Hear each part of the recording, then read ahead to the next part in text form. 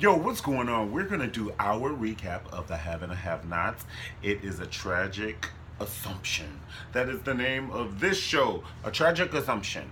And it started out with Hannah at the house of Catherine and Jim Cryer. And basically, the DA came to tell Catherine some good news. Well, she thought it was going to be some good news. The DA came, and Hannah, the old housekeeper, not old in age, but old as in she used to work for them, and now she don't. She's just a family friend, not just lingering around. So anyway, Hannah just was there, and the DA was like, "Well, could you please go get Catherine? Because I have something to tell her." And you know, Hannah don't put half of this shit in her coffee. She was like, put her hand on her hip backwards. What you have to tell her? And she was like, the DA was like, "Bitch, aren't you the maid? Go upstairs and get that bitch so I can tell her son is alive." And she was like, "I don't work here no more. I just sit around humming hymns, honey, whenever they need me to. Bringing that goodness in this house. You wouldn't know about it, Jennifer. Little Miss Coming to America." So anyway, Hannah goes upstairs to get Catherine. And she's like, "Catherine, the DA wants to talk to you." And Catherine said, "The who wants to what?" And she said, "The DA bitch wants to talk to you and tell you your son is alive."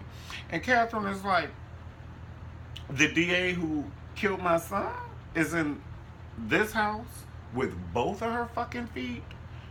"Oh, yeah, honey. You might walk over, but you limp it back, pumpkin lamb, honey. You are about to go home in a stretcher." So Catherine zoomed down those stairs like Flojo, baby. She was like, she asked the police officer who was escorting the DA, she asked the police officer, she said, "Do you have a gun so I can shoot this bitch in between both of her eyes?" He said, "Ma'am, it is a federal offense to threaten a DA." She said, "Honey, it's only a threat if you make this accusation and don't follow it through, honey. This is an appointment. This shit is going down right now. It's about to happen right now. Do you have a gun? Because if you don't have a gun, bitch, I have one upstairs, honey. I just didn't want to waste my time, go all the way back upstairs and keep wasting my energy on this funky bitch. So do you have a gun that I can borrow? Or do I have to go upstairs and get my shit? Because it's going, I can't believe this funky hoe is in my house." So anyhow, she's like, the DA was like, "Well, calm down, Catherine. Calm down, girl. I gotta tell you something." And then Catherine was like, "Look, bitch, unless my son is back alive and something mysterious has happened." And then the DA said, "Well, that's what I want to tell you. It was a mistake. Your son is alive. He's in a vegetated state and all this shit. We didn't have to put him in a self-induced coma and all that." And honey, that did not get Catherine's pussy moist. Excuse you me. But that did not get Catherine moist whatsoever. Jennifer was like, "Well, we have a police escort out in the front of the house, and we'll escort them to the hospital, and you can go see Wyatt and give him a kiss, honey, and all this. He's still alive, honey, barely, honey. He's holding on by the hair of his chinny chin chin." And so Catherine was like, "Honey, you could take that police officer and drive it up your pee hole, bitch. I don't like you, and you know that, honey. I don't like you, honey. I don't want your police car." She said, "I saw my daughter zipped up in a body bag, and that was the last memory I have of my daughter. I don't want to see my son in a vegetated state. So I'm not going. And you get out of here, bitch, because I'm still looking for a gun for you. Just because Wyatt is alive don't mean diddly squat." So Jennifer had to get on up out of there, and so when she left, Catherine just hit the floor again like a wet dish rag. She just couldn't take it no more, honey. Y'all just keep making Catherine fall. Listen, Catherine, just go home for the rest of the season, honey. Your marriage is a wreck. Your house is a wreck. You went to jail. Your daughter died, and your son died and came back to life. You can go home for the season, for real, for real. And that'll give, Hannah some time to get her damn hair combed. Ugh, them damn braids. It's gonna hurt when she take them braids out. Now, what is my other little baby? The little mean baby. I call her baby bitch. Candace. Candace is baby bitch, and the big bitch is Veronica. Reason I say that is because Candace is letting War just climb on top of her and get her E-I-E-I-O whenever he wants to. Like, he just be sneaking in her. Bitch, you ain't got no alarm in your house? You need to get 2 pit bulls and a Rottweiler, honey. You just can't be coming around here getting my E-I-E-I-O anytime you want to, just getting it on the fence. Getting it while I'm in the bed, on the side, on my back, on dog. It's just like too much. You wouldn't be doing that to Veronica. Veronica would kill Pumpkin. Honey, she would kill your mother in her sleep, and she ain't got nothing to do with it. She was like, you gave birth to the motherfucking troll, honey. You know Veronica don't put half the shit in her coffee. And Erica, who is Candace's friend, I'm still giving her the Michelle Obama eyebrow, even though it appears that she's ride or die for Candace. There's a couple of things. I just can't put my finger on something about Erica. I don't know what it is, and she hasn't given us any signs yet, but I don't think she's everything for Candace. I'm just going to tell you. And like I said, Candace is just soft as the show progresses. I'm like, I thought Candace was, little Mike Tyson, Kimbo Slice even. But honey, she just as soft as a peanut butter and jelly sandwich. Letting that boy climb on top of her and get her for that money. Cause I guarantee you, Veronica would have hit that motherfucker with a candelabra. Anything that was on that nightstand, bitch, a cell phone, honey. Veronica would have hit him in his eyeball with a cell phone. You ain't gonna be coming over here getting on my woo woo in this area, Pumpkin, and all that. Veronica, not unless she want to give it to you, like she gave it to Benny. And then she talked to Benny the way she was like, honey, if you want to make me jealous, you got to put a whole lot of zeros in back of your bank account. Little boy. When she called him little boy, I almost blacked out. She was like, honey, I have a dildo bigger than you in my bottom drawer, little boy. Okay, I'm going to sit down on it.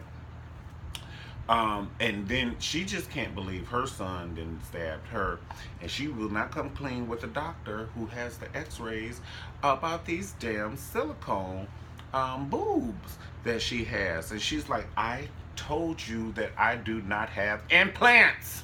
I don't have them. Now just sew me up. And then they're like, bitch, you're gonna get toxic shock if we don't treat that damn puncture in your titty and just sew you up. She was like, I don't have implants. Sew me up. You just sew me up. She trying to tell her how to do it. Sew me up. Give me the damn needle. This bitch is crazy. So anyway, Jeffrey has the police officers back at Candace's house. When Candace get home in the backyard, Jeffrey got his little boyfriend in the backyard. Now, I ain't trying to be funny, but the penis ain't that good, Jeffrey, honey. You got to have the police officer, he's still a police officer, all on top of the grave where y'all done killed this man. And you got him stepping all that. Some things you just got to close in the casket, honey, and take with you, Jeffrey. He got him standing on another crime scene. And then if Mrs. Kravitz, who live across the street, Candace's nosy ass neighbor, come out the house and, excuse me, officer, excuse me, a man went in and he didn't come out. I can't wait for Candace to finish this bitch off. I just want to see it. Because she's just a damn snitch. I just can't. Every time somebody comes over, honey, she is telling us, a man came over and he didn't come out. Will somebody put something in this bitch's mouth, honey? My zipper is stuck. Right. It is just, oh, my goodness gracious almighty. Okay, so what else? So when, what is his name? Jeffrey's father called. Well, Jeffrey was talking to Benny. Because Benny was like, I'm going to tell your father that you're gay if you don't get him to stop cutting my phones off so I can't make some money for my business. So when Jeffrey's father called, he said, I'm right here with Benny. He's going to tell you that I'm gay if you don't cut his phones on. Checkmate. Right. Benny's mouth was open so damn far, he could have kept strep throat. His damn mouth was so open and so dry so long. He was like, now what am I going to use? Right, bitch. Don't be trying to threaten me and my father. Me and my father are thick as thieves, Pumpkin. Honey, I could tell my father anything. except that I killed that boy in a 4-year. Okay. Oh, and another thing we have never ever talked. There's two things we haven't talked about Veronica, and let's do this shit real quick. When Veronica went to jail and they made her pull her wig off, and she had them braids like Leroy from Fame, almost blacked the fuck out. That's A, B, and C. D is when Veronica told her son, um, when so and so beat your ass, and I couldn't believe because she slipped. She was drinking, and she told Jeffrey that she had the man jump him, the one that Jeffrey killed. She said, "But you got him back. You got him back, didn't you, girl?" Ooh, that's an evil bitch. But what y'all don't know is Jeffrey got some anger problems, honey. Y'all be thinking these gay kids won't whoop your ass, honey, but they still men with a shoulder and a forearm and some strength, honey. They will hit your ass in the back of the head with something, knock your ass unconscious. You wake up watching a Cosby Show reruns, and they don't even come on no more. So what they tell you, pumpkin? You be in a self-induced coma your damn self.